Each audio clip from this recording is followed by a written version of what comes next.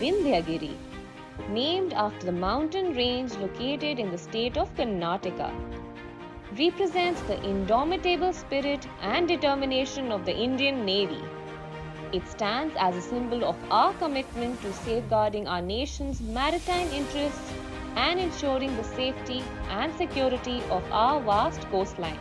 The launch of Vindhyagiri is an apt testament to the incredible progress we have made in building a self-sufficient naval force. The design and production of the 7 state-of-the-art P-17 Alpha stealth frigates, which are follow-on of Shivalik Class Frigates, are being built with the latest technological advancements and will place India as a force to reckon with.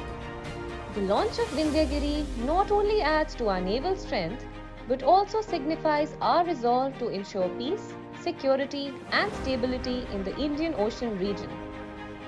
Vindhyagiri will be launched by the Honorable President of India, Srimati Draupadi Murmu, and will serve as a powerful enabler of our diplomatic engagements, contributing to regional security and cooperation.